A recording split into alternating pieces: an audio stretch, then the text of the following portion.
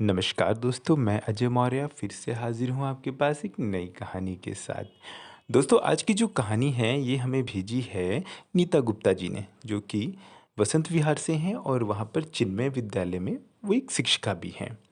तो दोस्तों आज की जो कहानी है उसका शीर्षक है आखिर कब तक। पिछले दिनों की ही तो बात है। एक शाम ऑफिस से लौटकर मयंक चुपचाप अपने कमरे में चला गया। रोज तो वो ऑफिस से वो चहकता हुआ आता था। फिर हम दोनों साथ ही चाय पीते। उसका हर रोज एक डायलॉग होता, मम्मी आज रात के खाने में क्या बना रही हो? यह अक्सर फरमाइश करता, आपने बहुत दिनों से लौकी के कोफ्ते नहीं खिलाए। जवाब में मेरे ये कहने पर कि कोफ्ते बनाने में भाई बड़ा झंझट होता है, तो झट कहता, कोई बात नहीं, लौकी मैं कस दूंगा। इसी हंसी मजाक में पति देव के ऑफिस से लौटने का वक्त हो जाता। वो अक्सर हम लोगों को हंसते बतियाते देखते तो कहते, भाई तुम बस अपने बेटे का ही से ही बतियाया करो और उसी का ख्याल रखा करो, दूसरे के बेटे का यानी मैं उनका ख्याल नहीं रखती। तो मैं कहती कि लौकी के कोफ्ते तो जैसे सिर्फ मेरा ही बेटा खाने वाला है। मेरी सास का बेटा तो खाएगा नहीं। वो तो उपवास रखेगा। पर आज ज़रूर कोई बात है। मयंक कुछ उखड़ा उखड़ा लग रहा है। मैं चाय की ट्रे लेकर उसके कमरे में पहुंच गई और पूछा, क्या बात है मयंक? वो बोला, मम्मी मेरा ट्रांसफ़र अलीगढ़ हो गया है और एक ही हफ्ते में नए ऑफिस में रिपोर्ट भी करनी है। तो ये बात है, इसलिए तुम गुमसुम हो। हाँ, कोई बात नहीं, तुम्हारी पैकिंग हम मिलकर करवा देंगे। मैं कल ही अपने स्कूल की प्रिंसिपल से एक हफ्ते की छुट्टी की बात करती हूँ और तुम्हें ठीक से अलीगढ़ शिफ्ट करवा देंगे। बेटा, एक ना एक दिन तो ये सब होना ही था ना। मैं और तुम्हारे पापा इस बात के लिए पहले से ही मानसिक रूप से तैयार हैं। बस यही चाहते हैं कि अब बस तुम शादी के लिए हाँ कर दो। दूसरे शहर में कोई तो कम से कम सुख दुख में तुम्हारे साथ हो। पर मयंक ने शादी की बात को हंसकर टाल दिया। मम्मी मुझे शादी की भी कुछ जल्दी नहीं है, मैं बस अपने काम पर ध्यान रखना चाहता हूँ। तुम हमेशा ही ऐसे टाल जाते हो। अगर तुम्हारी नज़र में कोई लड़की है तो बेफिक्र होकर बताओ। मैं और तुम्हारे पापा कोई अड़चन नहीं डालेंगे बेटा। देखो तुम्हारी खुशी में ही तो हमारी खुशी है ना। मम्मी जब होगी तो सबसे पहले आपको ही बताऊंगा। ओके। फिर अगले दिन जब मैंने छुट्टी की बात की तो थोड़ी ना नुकुर के बाद छुट्टियां मंजूर हो गई। जब मैंने सारी बात अपने स्टाफ रूम के अध्यापिकाओं को बताई तो वो मजाक करने लगी कि बेटे से लड़की ही नहीं, नज़र में कहीं कोई लड़का ना हो वो भी पूछ लेना भाई। अरे आजकल के तो लड़के लड़कों और लड़कियां लड़कियों में भी दिलचस्पी लेने लगे हैं ना।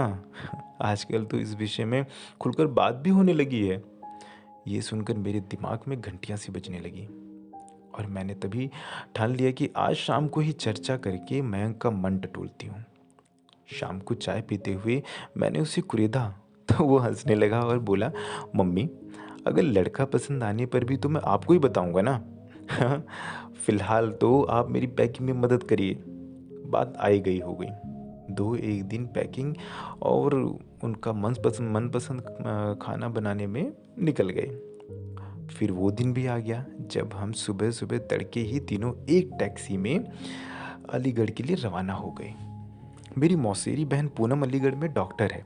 उससे मैंने फ़ोन पर मयंक के ट्रांसफ़र की बात पहले ही कर ली थी और कहा था कि हो सके तो भाई किसी साफ़ सुथरी सी कॉलोनी में एक छड़े लड़के के रहने लायक सिंगल रूम सेट मिल जाए तो पता करके रखे, क्योंकि मयंक को हफ्ते भर में ही शिफ्ट करना है। तो कल ही उसका फ़ोन आ गया कि उसकी पहचान के एक प्रॉपर्टी डीलर ने एक अच्छी सी जगह का बंदोबस्त कर लिया है। तो हम तीनों ने ही चैन की सांस ली भाई। वहाँ से उसका ऑफिस भी अधिक दूर नहीं था और किराया भी ठीक ही बताया था। तो पूनम ने आग्रह किया कि दीदी पहले मेरे घर ही पहुँचना, मैं खाने का इंतज़ाम करवा रही हूँ, फिर उसके बाद मयंक के कमरे पर चले जाना। तो हम लोग सीधा पूनम के घर पहुँचे और काफ़ी अरसे के बाद हम बहनें एवं साड़ू भाई आपस में मिले थे। हंसी मजाक के बीच सबने खाना खाया, फिर मयंक का कमरा देखने पहुँचे। मकान मालिक मिस्टर वारसे नीचे के हिस्से में अपने बेटे एवं बहू के साथ रहते थे और ऊपर का सिंगल रूम सेट वो मयंक को देने के लिए राजी हो गए थे। वो लोग बड़े ही मिलनसार थे। उन्होंने हमारे परिवार मयंक और उसके ऑफिस वगैरह के बारे में कुछ औपचारिक पूछताछ की और फिर कमरे की चाबी हमें दे दी। हम लोग भी सीढ़ियाँ चढ़कर ऊपर पहुँचे तो जगह तो हमें भाई बहुत पसंद आई। पूनम ने अच्छा कमरा तलाश करवाया था। मकान मालिक ने एक दीवान, गद्दे सहित एक अलमारी, एक मेज और एक चादर और कुर्सियां कमरे में रख छोड़ी थी। रसोई में गैस का चूल्हा और सिलेंडर भी था, जिसकी जानकारी पूनम ने फ़ोन पर ही दे दी थी। हमने सोचा कि कपड़े बदल कर कुछ सुस्ता लिया जाए, फिर सामान लगाया जाए ताकि अगले दिन से मयंक ऑफिस जा सके। और हम लोग घर के काम के लिए एक काम वाली का बंदोबस्त भी करना चाह रहे थे ताकि वापस दिल्ली जा सकें। थोड़ी देर बाद मकान मालिक की काम वाली सुशीला ने घंटी बजाई। वो कुछ एक अधेड़ उम्र की महिला थी। राम राम करके वो बोली, कहाँ काम करो न करना पड़ेगा। भैया जी अकेले ही रहेंगे या इनका ब्याह भी हो गया है? मैंने कहा अभी तो अकेले ही हैं। इसके बाद वो काम की जानकारी लेने लगी, फिर उसकी पगार तय करके शाम को आने को कह दिया। मयंक अलमारी में कपड़े जमा करने लगा। मैं इसकी रसोई। एक दो दिन मयंक का कमरा सेट करने में कब फुर हो गए पता ही नहीं चला। अगले ही दिन मयंक ने ऑफिस भी जाना शुरू कर दिया। ऑफिस का माहौल भी ठीक था। कुछ वक्त तो लगता ही है भाई नए वातावरण में रमने में। अभी हम दिल्ली वापस लौटने की सोच ही रहे थे कि मेरी ननद सुधा का फ़ोन आया कि अलीगढ़ में ही उनके जेठ का दिल का दौरा पड़ने से देहांत हो गया। वो भी अलीगढ़ के लिए रवाना हो रही थी। उसे मेरे पतिदेव से पता चला था कि उन दिनों हम लोग अलीगढ़ में ही हैं, तो उसका कहना था कि हम लोग उसकी ससुराल में भी शिरकत कर लें। यह दुखद समाचार सुनकर हम लोग भाई जनकपुरी पहुँचे, जहाँ उनके जेठ का मकान था। घर में और घर के बाहर मातम का माहौल था। शोक प्रकट करने व अफसोस करने वालों का तांता सा लगा था। हम भी उन लोगों में शामिल हो गए। अर्थी ले जाने की तैयारी चल ही रही थी। शाम तक सुधा और नंदोई जी भी पहुंच गए। मर्दों के शमशान रवाना होने के बाद घर की महिलाएं भी आंगन में जमा थीं। अड़ोसन पड़ोसन महिलाएं धीरे धीरे अपने घरों को वापस जाने लगीं।